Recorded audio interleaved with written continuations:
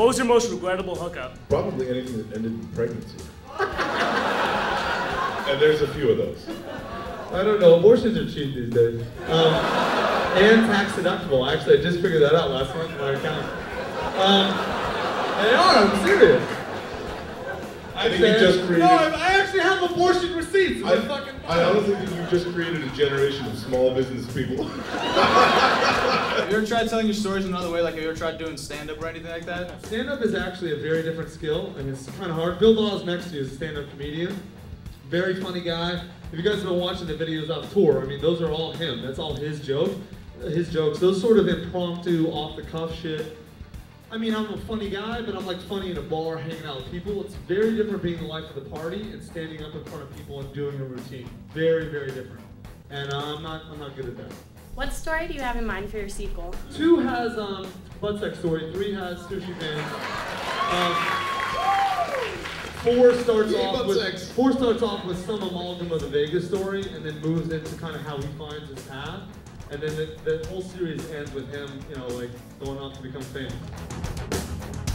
I was wondering if you were running into some rating issues with showing some of the fuck scenes, and that's why you kind of cut it back into R. We had no problems with the MPAA. This cut like amped up. We turned into the MPAA because we thought we would get an NC-17, and they gave us an R. We had no problem. I mean, we did have that one scene where Drew and Laura and Matt and the midget fucked side by side in the trailer, but we had to cut that. I know you support the troops a lot and you've done a lot of screenings on bases. Have you ever thought about going overseas? We actually wanted to premiere, like the official world premiere, we wanted to do in Baghdad or Afghanistan. But the military is a pain in the ass to schedule stuff through. It's so much red tape and it takes so long. And we just didn't have like the time or resources to devote to that, but of course I would, absolutely.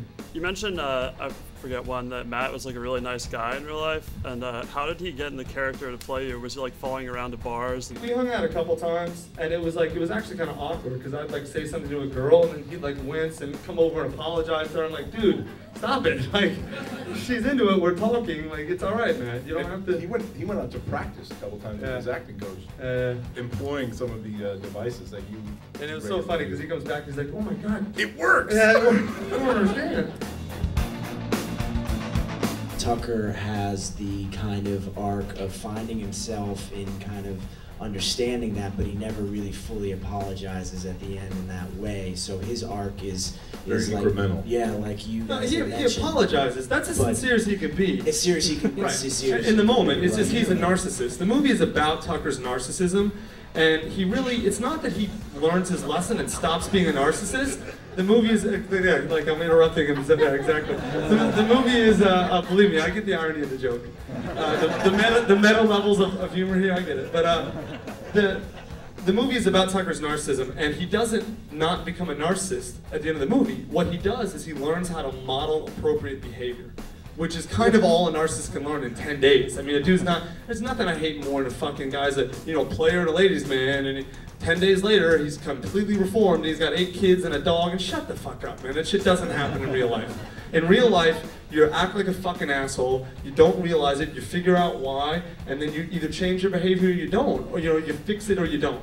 And I feel like this is like a very realistic sort of situation. It's very much what my friends and I go through. How many takes did the shit scene take, and was it fun to film? It was pieces over the course of 3 days. As far as takes, it's hard to count because there was so many angles and different days and the way to do it.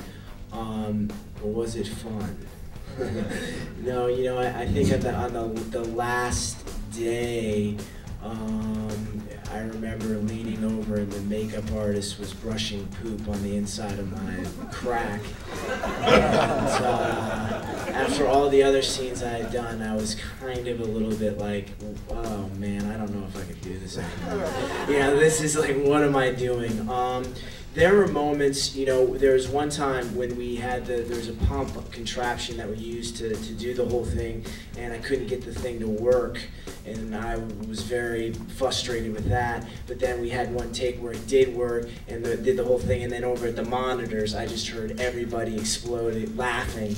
And and so that was fun. That was fun when I knew that you know, some people, and you know, I would say now the results of it with everybody here laughing at the whole thing is fun, but the actual shooting of it was majority of the time shitty. Yeah, exactly. Are you upset that no protesters showed up? You guys signed Mike Vick. You really think that this city's gonna have protesters? I was gonna say, all the protesters, fuck, man, that's a better job. All the protesters are busy, man. Give it up for Nils Parker, Tucker Max. Honestly, I guess